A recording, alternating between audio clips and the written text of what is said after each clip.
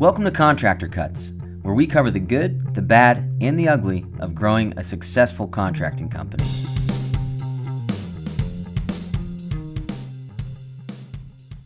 Welcome to Contractor Cuts. My name is Clark Turner. I'm James McConnell. Thanks for joining us again this year. We've taken some time off. So welcome to Contractor Cuts. Thank you guys for joining again this week. We are back at it 2026. We just came off the retreat this week, and so we are high on life, really enjoying what happened at the retreat. So today we are going to go through in a very abridged version of the retreat. Now, it's not just, hey, listen to what we did, but more what we're talking about today is kind of what the next probably 6 months of Contractor Cuts is going to be covering. We're diving deep into a lot of topics. The retreat was 16 hours straight, of 2 days, 8 hours a day of nonstop information and growth. And we're going to kind of walk through what we did on the retreat to really kind of dive into, if you're listening, where are you at with your company? What do you need with your company? And then some of these topics, we're going to really dive into what we announced on the retreat, which was the PS360 Nailed it. Yeah, the PS360 Contractor operating system. And so we're going to dive into that, and we're going to be covering that in the next handful of podcasts as well. So getting started though today, we want to do kind of a couple announcements.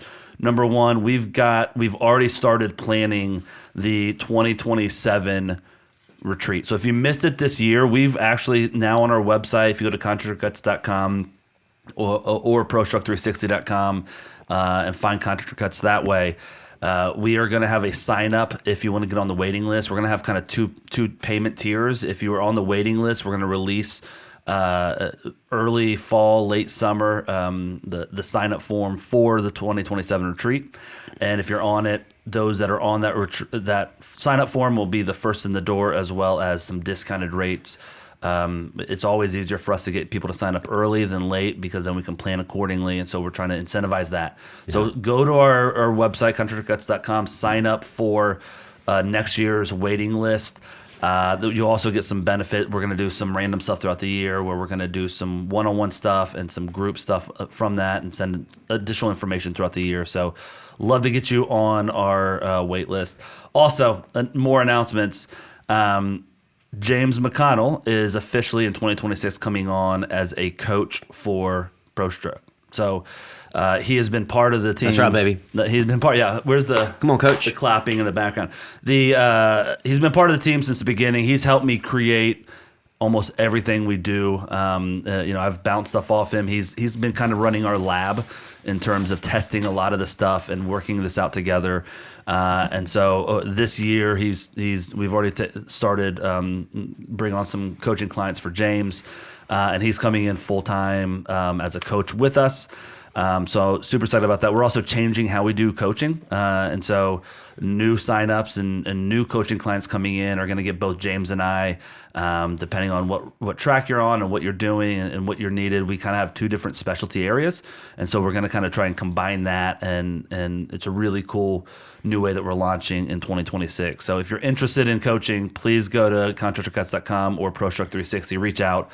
I'd love to have a one-on-one call with you about that. If you're launching into the new year and you need a game plan you didn't make on the retreat, I would love to meet with you one-on-one and kind of have that conversation about game planning for you and kind of launching into the new year. I think that's it on the announcements. Oh, one last announcement. Yes, the retreat's going to be at Dolly World. Or Six Flags. Or Six Flags over Dolly World. Yeah.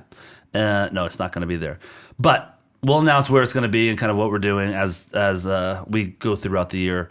But it's going to be so good, and I'm pretty excited about where we're going with it. There's going to be different choices of classes and a bunch of other things that we're going to be breaking out on it. And we are going to a new location. I don't think we'll be in Nashville next year, but we're not going to announce that quite yet.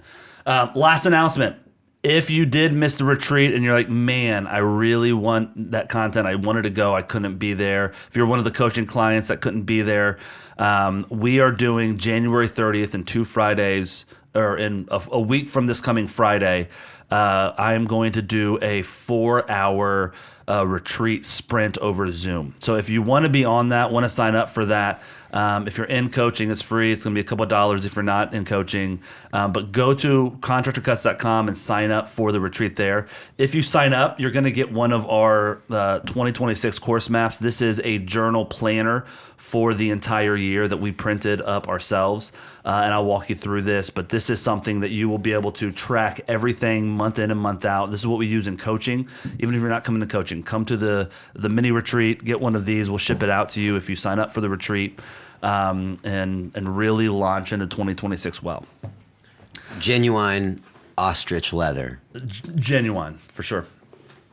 All right, so that is all of my announcements. So today, what we're going to be running through, we're going to walk you through the retreat like we're telling you a story of what happened this weekend. It's not just to brag and hear about the stories of what happened, but also we're going to walk through the content that we covered and kind of how your brain should be processing coming into the new year, growing your company, what I got to be looking at. And really, this is kind of a preview, like I said, of the next 6 to 12 months of Contractor Cuts and what we're going to be covering in the podcast, as well as in coaching. So Monday, we get on the retreat, we get to the intensive, we start fresh thing Monday morning. And so we start the retreat going through kind of the whole theme of the retreat was chart the course. And so we kind of started the retreat. Why is that our theme? And it feels very cheesy. It felt very kind of, on the nose of like. For those of you retreat. that weren't there, Clark was wearing a captain's hat. He had a really beautiful compass rose. I dressed as Jack Sparrow and did the accent the entire retreat. He was rum drunk the whole retreat. By day 2, James was like, you don't have to do this. You have to stop.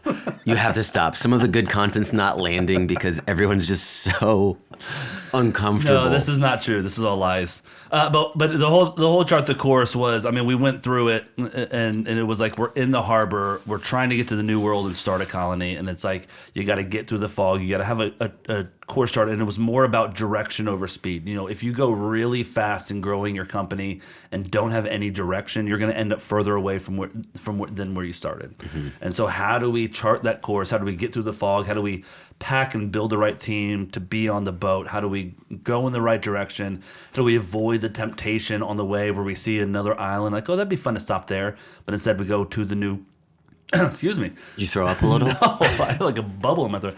You get to the new world, you set up the it was a theme of everyone just wants to hop in the boat and go. Let's go.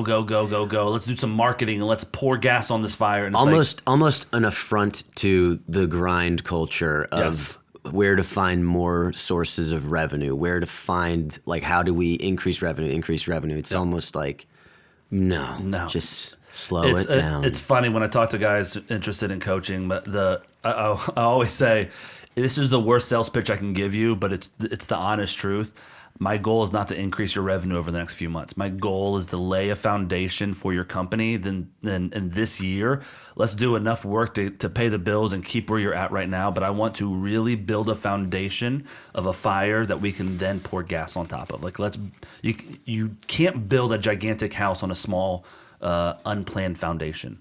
And so the goal is in coaching, we're going to build a foundation. We're going to get direction. We're going to understand what success looks like this year. We're going to look at where you have holes in all of your processes and how you operate and how you hire and all that stuff. And then from there, now that we have the course charted, that's when we start going that direction and start really increasing, pouring gas on that fire to grow you. And that's when the revenue speeds, and that's when the revenue comes in, and that's when we start growing. So that was the theme of it. And kind of where we started in the retreat. We then got into kind of the meat of the entire retreat. So day 1 of these retreats is I am going to hit you with a fire hose of information, and I'm going to show you everything that your company should have in it. And to be honest, like, you end day 1 feeling a bit like a failure, mm-hmm. a bit like you're way behind, and that's not on purpose, but that happens, and that's part of it. And I am, obviously in the coaching world now, but I'm also running a company, and I felt the exact same way as everybody in there. Yeah. So it almost ends heavy because, and we'll go through it, but we're going through the 7 tenets of our contractor operating system. And so we lay it out and we kind of walk through it.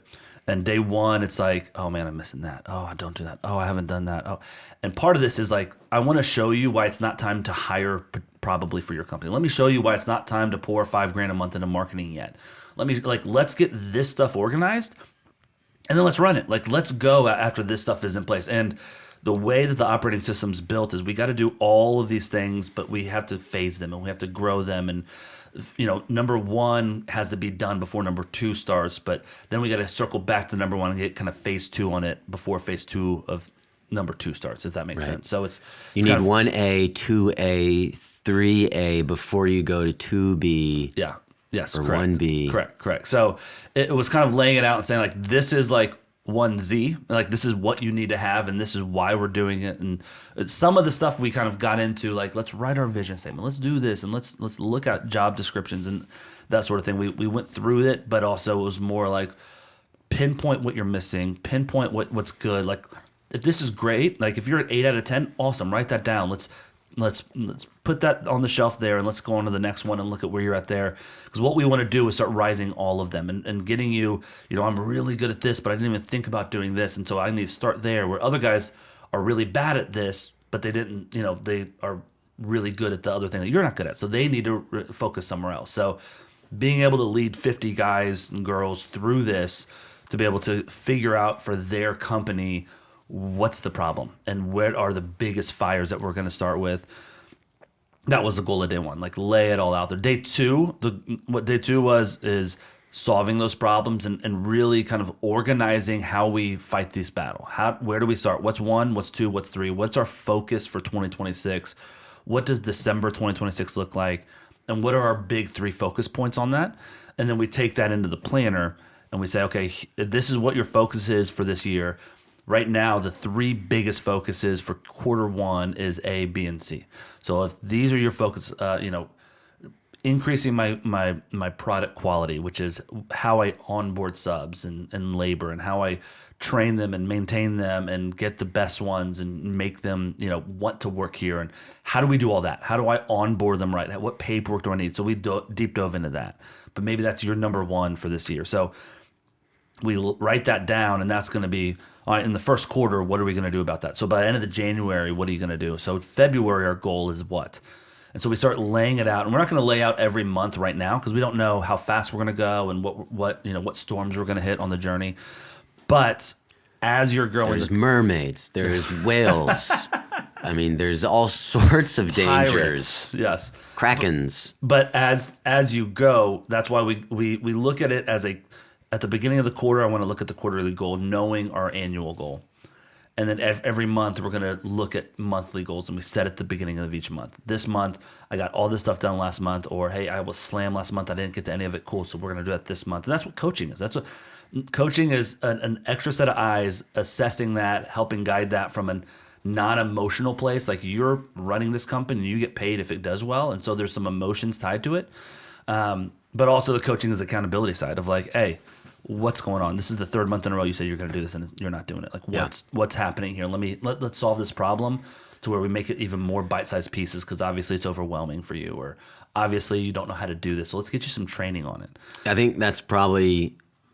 think some guys have voiced this, but I think probably more people have know this and haven't said anything. But the entrepreneurs, I don't think a lot of them have accountability in their sphere. Yeah. Like, they are doing things by themselves constantly. It passes or fails on their own skill and ability. And so having accountability come alongside of you is like, I have never had that in my sphere. Like, I need more of that in my sphere, because I know that I need to do that easily come off of the books because I feel like I need to focus on something else. But having somebody be able to redirect you a little bit and remind you of why that thing is so important is really valuable. Yeah. Well, and there's really 2 sides of the spectrum with guys coming into coaching. We've got like one side are the guys coming in. They know how to do construction. They don't know the business side. They don't know where to start, how to grow, how to do anything. They just need kind of the we need to get them on training wheels and then up and running and going fast. And so that's kind of the guys on that side of the spectrum. The other side of the spectrum is a guy that's in coaching right now. That Sunday night we talked for a while, him and I, and he's fresh into coaching. He's probably been 2 to 3 months, and he was like, Clark, my fiance and I were. I was telling her about what the program is and what we're learning, kind of what we're doing. She was like, "You kind of do all that already," and he said, I might be learning 10% more of how to run a business, and I'm getting tips and tricks and how you guys do it, and it's really helping.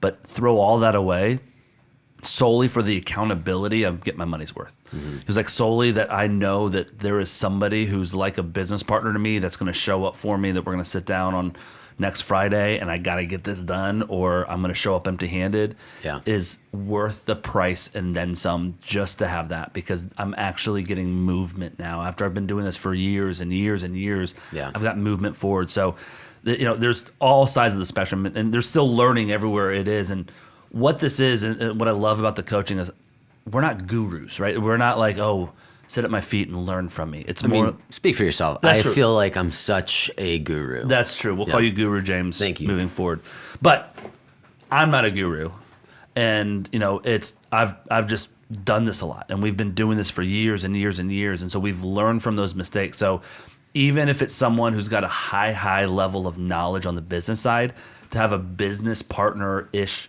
style person to bounce stuff off. I'm like, am I being crazy? Am I making this decision because I want to do it, not because it's the best thing for my company? Or I got someone to show up for, so I need to build. That's the fun. All sides of the spectrum is great. So, anyways, that was fun. That was one of my favorite conversations that night. Just kind of understanding, like, we're good for everybody, right? Mm-hmm. It's helpful all across the spectrum. Even the guys have been doing it for 20 years that know what they're doing, but need another set of eyes on stuff.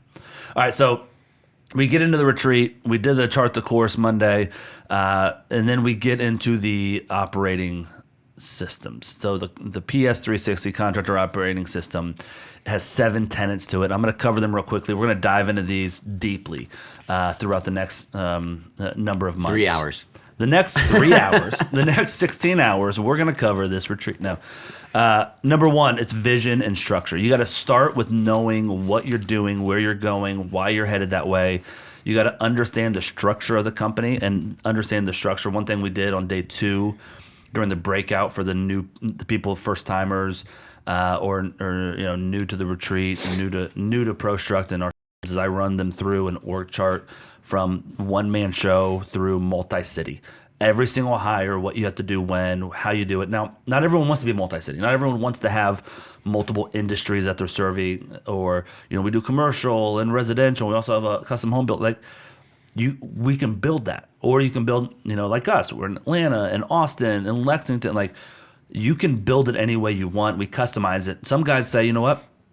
I don't want that headache. I want to kind of grow what I'm doing here and just kind of keep this going and make good money with where I'm at. Awesome. Let's get you to that spot. And let me show you on our org chart growth, this is where you'd pause. Like this, you're a 2D right now. And at 2D, this is a great spot to pause and collect cash.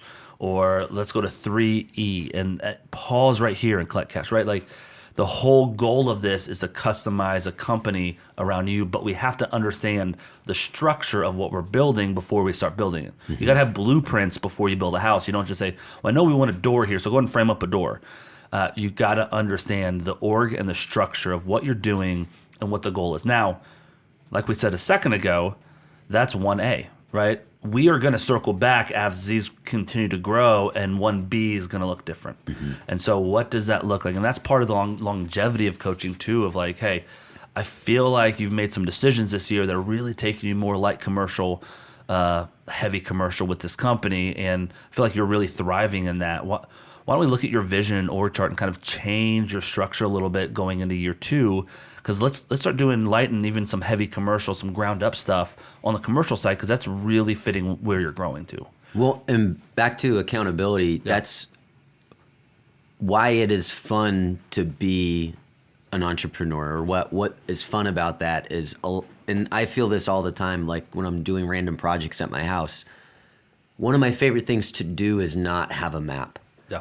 And to come up against a problem and fix it real time. Like I get a buzz off of that. Like when it's so exciting and fun to just be in the moment and then pivot when you need to pivot and just see what comes out the other end.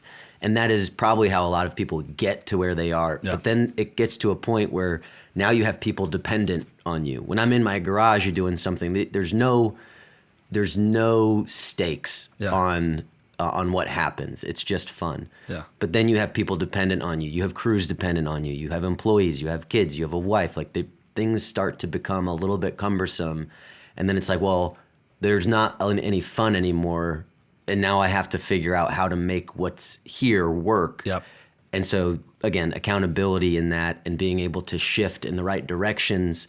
But sometimes you have to first take an inventory of where you're at, what kind of resources you have, and what is the next best step. I always say we are really good at running full speed through the forest and not hitting trees. We're good on our feet. We can shoot from the hip. I can run through a forest and not hit a single tree. The problem is you start building a team, they can't keep up. They're hitting trees. They're frustrated. They don't like, and so we got to slow it down. And the slower pace through the forest is frustrating. But that's how we get other leaders to start leading the team through the forest, and how we can actually step out of the forest and start managing it, right? And so we're really good at it, and it's so much fun to run full speed through the forest because I can dodge. Like we're good at that. It's the slowing down part and which direction we're running and why and how and all that stuff that is not fun. And so we don't do it, and that's the accountability side. Because there's always, when you're running through the forest and you have people with you, there's that one person that's like, oh, look at this tree. This is interesting. You're like, what? No. No. Yeah. The other, I used this on the retreat, but I quoted someone else. I don't know where I got it from, but I heard it forever ago, was entrepreneurs are usually the most competent in the room and the least consistent in the room. And I think that's so true of like, we can solve any problem because it's fun. And as soon as it becomes not fun, I'm on to something else, right? And so it's like we're not consistent with it. We're really good at the first 10, 50, 70% of the problem or project that we're doing. It's the last 10% that we're all like, well, let me go start a cabinet company, right? And it's like, no. You got time for that. Let's do cabinets next year. Let's get this product built that you're creating right now. So sit in your filth for a minute. Yeah.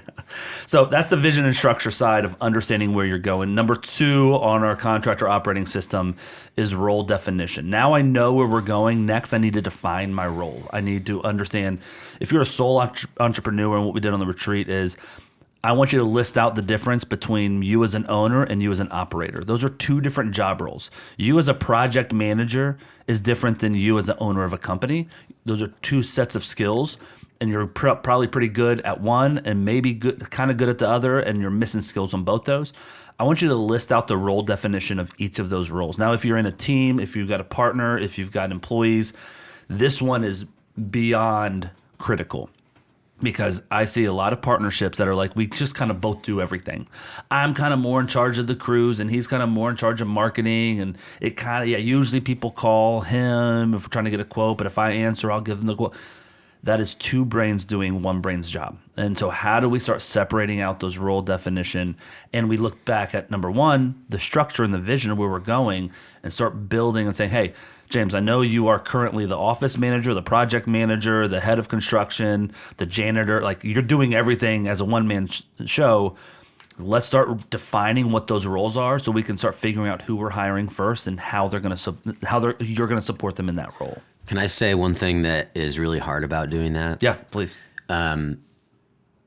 It's a point of anxiety, I think, for a lot of people, because they feel the weight and they feel the pressure of doing all those things. And to the point of like the entrepreneur running at full sprint, it's easier to just grin and bear it and get to some place that you have no idea. Yeah. But to sit down and like list out all of the things that you're doing makes you think of, oh, that thing that I'm not doing right now, but that is part of my job. Oh, that thing that I'm anxious about that is coming 2 months down the road, but I've locked that away until 2 weeks before that thing because I know it's only going to take me that much time. Yep. Listing that stuff out is just like, oh shit, oh no, Yeah. oh gosh, Yeah. and you leave that feeling drained, and you leave that feeling, well, maybe I should just keep doing what I was doing because Yeah. this feels worse than running. Well, one of the things I remember when we call it buckets, where you write down like where you're spending, like separate the buckets of where you're spending your time in your week. And it's like, hey, if you play video games for lunch every single day, put that in a bucket. That's okay, but let's be accountable for where your time's going. And let's look back and be like, oh, I'm spending 10 hours a week playing video games, and my 30-minute lunch turns into an hour and a half, and I just sneak downstairs from my upstairs office. And I didn't even eat. Yeah. So, let's start defining what you're doing. Like, keep that log. Let's not get in the micro. Like, I bought stamps. Next, I bought markers. But let's do admin work where supply that's an hour a week that I'm doing. And so start figuring out where your time's going and then what role you're doing and why you're doing it. Am I an owner doing this? Am I a project manager doing this? Am I a laborer doing this? Why am I delivering materials to every single job? I guess I'm kind of, right? And so starting to understand your role and what you're doing and what you shouldn't be doing is where kind of the coaching, where I start with a lot of guys. So vision, structure, role definition. Number 3, this is probably the largest of the 7. This is the most robust, and probably 70% of the work you need to do is in number 3. Core process documentation. This is a big one because it's the 8 core processes that you have to have in place to run a full-scale company. I'm not going to cover all 8 of them today. We don't have time. We're going to get into it. But we start with the 10-step project management process, which is from first contact to final invoice. What is every step of those 10 steps, from your desk estimate, site estimate, revisions, pre-con, under construction, all of the things that you do on a project, whether you are a tradesman, whether a commercial side, there is that step process that we need to lay out, because that's how we start duplicating. And us as entrepreneurs that are in the business, that started a company, 90% of this is in our head and we're just reactive. And so getting it to where we can train someone is the most difficult part, because the smarter you are, the harder this part is. Because if you can naturally think like it's common sense, you just call them back the next day if they didn't respond to your email and I send them an estimate, so I just call them the next day. It's not common sense to the person that you hire next. The project manager you bring in does not have common sense often, right? The what you believe is common sense is not. And so how do we process this of how we want it to run? And also, when you lay those 10 steps out and lay out how you're doing it, that's where I, as a coach, can step in and start really getting the efficiencies tight. Well, why are you doing it that way? And why are we doing it this way? And let's do this. So we've got kind of a skeleton of your 10 steps of what you should be doing, kind of a full-size company. This is it. And so in coaching, that's where I start with guys. Let me walk you through my 10 steps. I want to hear your 10 steps and like how you kind of walk through from first call to final invoice. And let's start merging them. And I'm going to pick apart, hey, that doesn't make sense why you're doing it that way. What if you tried it this way? And we form your 10 steps process together to like, that is it. This is what how you're gonna operate for now. So that's the first one. And we go into weekly management, office, and product, like training subs. There's a bunch of different, like I said, there's 8 different ones in this. And this is where we live in process documentation. This is probably, like I said, 70 to 80% of where you're gonna spend your time in these 7 steps. But it's a good one. Yeah, it's a great one. It sounds so boring. It is. It does sound so boring. It's also outside sounds boring. When we get into it with guys, it's the juiciest part that they're like, oh, hey, whoa, slow down. Let me. Oh, that's how. That paperwork for the onboarding. Oh, that's the final walk process that you do to exit the job where you don't go back 7 times. Oh, that's how you organize the office paper. That's like all of the most light bulbs go off during core process documentation, because it's boring because you don't know what that means and how to do it.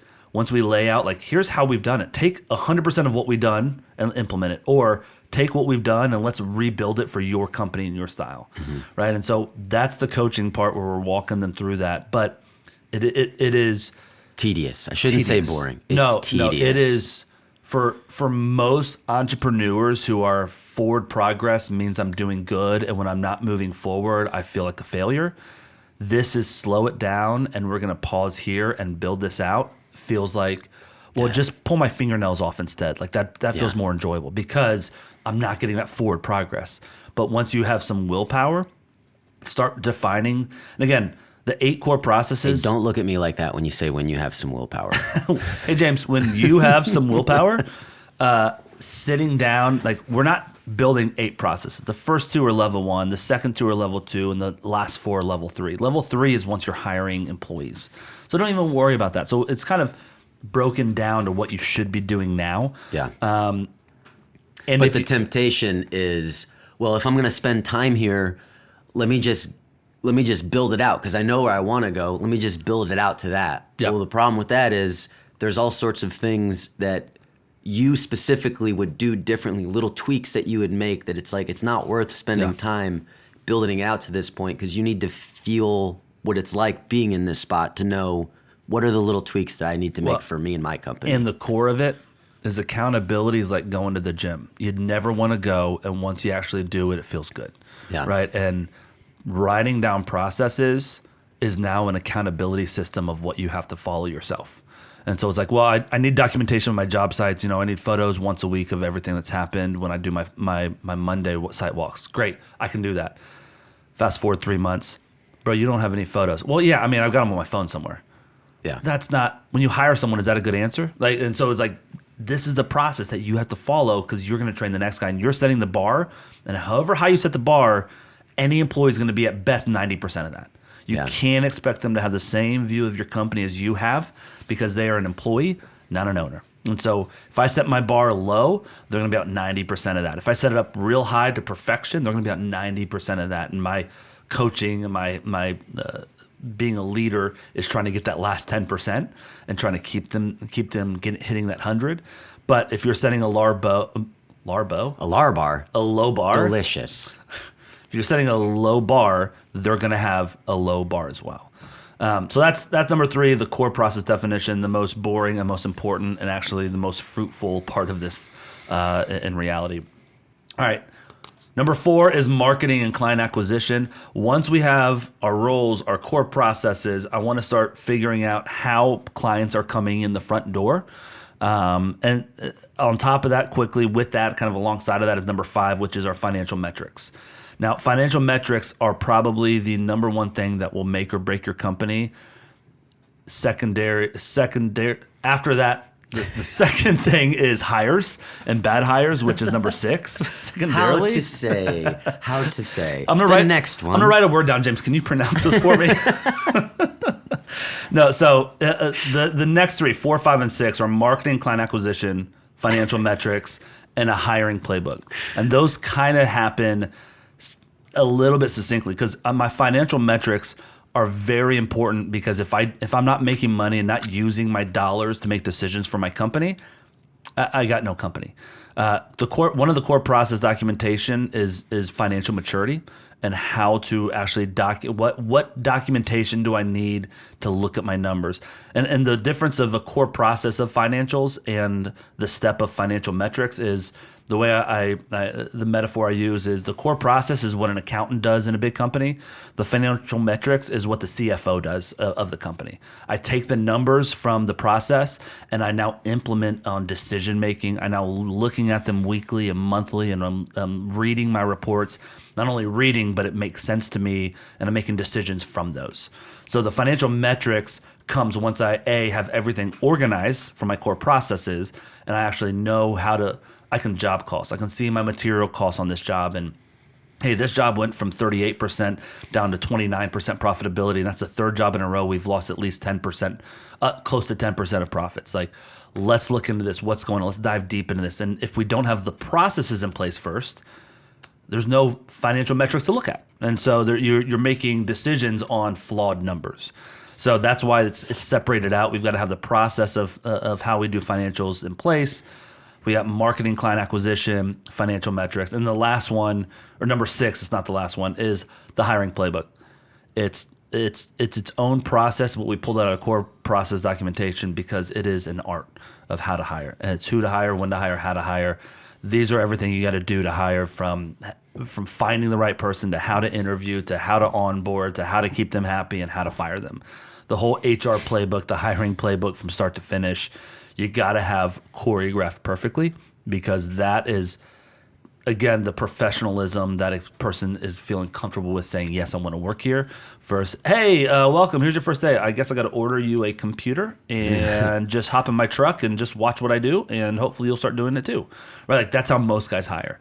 And my buddy is really good at construction. He's gonna come work for me. What's he doing? I mean, whatever I need him to do. Cool. He's your assistant. No. He's gonna like be a project manager, kind of a foreman for me. So what does that mean? I don't know. We'll just figure it out. So he's an assistant. So he's an assistant to you, right? You're still the bottleneck of your company. Everything runs through your brain, and that's the problem. Yeah. So number 6 was hiring playbook, and number 7, and there will be a test at the end of this podcast about these. Number 7 is duplication and scalability. You can't do number 7 until 1 through 6 are matured. Duplication and scalability is duplicating yourself, scaling the company, and growing it from where it's at to on to more. So that, again, is a one-off process that we don't even think about or touch until 1 through 6 are matured. So I kind of want 1 through 6A, 1 through 6B, 1 through 6C, and now let's go to 7. That's kind of the process of how it works. So that was a lot. Yeah, and that was not even 2 hours. No. So that was what we did on the retreat. We covered these things. We dove deep into them, and we started unpacking our companies around each of these and what's working, what's not, what do we have, what do I need, all that stuff. And then day 2 was taking all this, putting it together and saying, okay, where are we starting? Like, where you've seen the entire elephant, what's our first 3 bites? Like, we can't eat everywhere. We can't just say, okay, I'm going to start here, and I'm going to do this. I'm going to do all 6 of these perfectly, and 7 will be ready by March. That's not how it works. And if you remember the diagram I showed you, the 3rd bite would consume the full head. That would be... James drew it out on a whiteboard so I understood how to eat an elephant, and it was amazing. We should have taken a picture to put it in next year's. I thought you would have, and I'm kind of pissed that you didn't. I can redo it. That'd be great. So that was day 1, and kind of day 2 was doing the same stuff of breaking it down. We had more breakout groups in day 2 with we did a deep hour-and-a-half process of the core process, the product quality. I've had such a problem talking today. That's okay. It's all right. It's been a long week. It's been a long week. We did product quality, which was how to onboard, maintain, and develop crews and labor. And so we spent an hour and a half on that, which was kind of a deep dive. I had all of our paperwork of what we do to onboard, all 5 documents that you need, and all that stuff. And then we went into kind of the game planning. We did some breakout groups depending on what level your company was on. On our executive level, we did a lot of a session called From Boss to Leader and how to hire, what's the difference of being a boss and being a leader in your company? It was a good one. Yeah, it was. I mean, it's convicting for me to even teach it because I'm not good at it. It was a mirror. It was hard. Yeah, it was pretty much what a great leader looks like and how your employees need to be led versus I lead how I like to be led, which is different from how people receive being led, right? And so it's hard to lead other than the way that you would like to be led. Yes. And so kind of what's required of that, how do you identify that, how do you dive in? It was a really good session, I think. And then we kind of got into the next hire and what you need and that sort of thing. So that was a good breakout session for the executive, and the other crew stayed with Emery to do marketing and kind of what you need marketing-wise. Then we kind of flip-flopped, and breakout B was me with the larger kind of the standard crew doing a lot of the org chart stuff, and Emery was doing kind of deep dives into Meta and Facebook ads and kind of the goal behind paid ads and where you should start.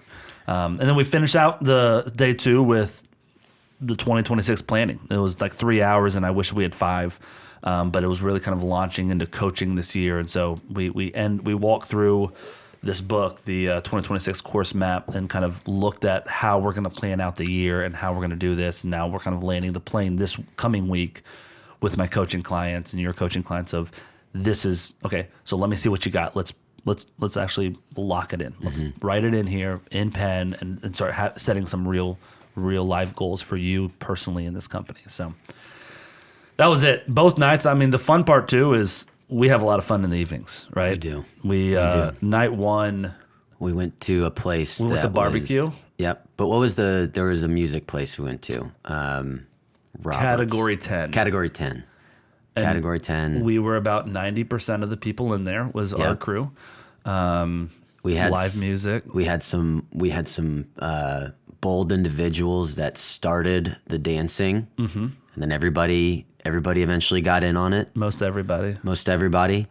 I didn't see you out there. I just talked for 8 hours. Seems like a guy that probably needed to dance. I sent my wife out as my representative. Sacrificial lamb. Yeah.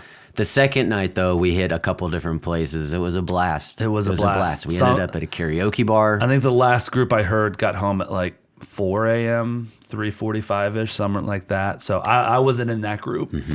I think I stayed out till about 2. That was pretty good for me. That was really good for me. Yeah. Honestly, I was powering through. But yeah, it was a lot of fun. I mean, karaoke was fun. We went, we kind of split up that last night. Me and a group went to a cigar bar. I went to a piano bar. You went to piano. I went to cigar. It was very classy. Classé. Oh, très classé. Très classé. And then, it was a whole lot of fun. So I'm excited about the follow-ups. If you were on the retreat, thank you for coming. Thank you for being there. It was a lot of fun. It meant the world to us and our team to have you guys there. I'm going to be sending an email out to you guys about what's going on next, how we're going to launch into coaching for those coaching clients and the new ones that have signed up. And if you're not in coaching and you're listening to this, no problem. Come next Friday. We're going to be doing like I said, January 30th, we're going to be doing a mini retreat for 4 hours. We're going to get you this book. And if you just come to that and do nothing else, sign up for that. Let's walk through planning for your 2026. And then if you want to come to the retreat next year and you don't want to be in coaching, awesome. If you just want this and that's it, awesome. We're not trying to sell anything. If we're a good fit and you feel value for having a partner like us, great. If you want just some resources, perfect. We had a couple people on the retreat that just came to the retreat and that probably won't be in coaching this year. They'll probably come on next year's retreat and potentially get in coaching after that.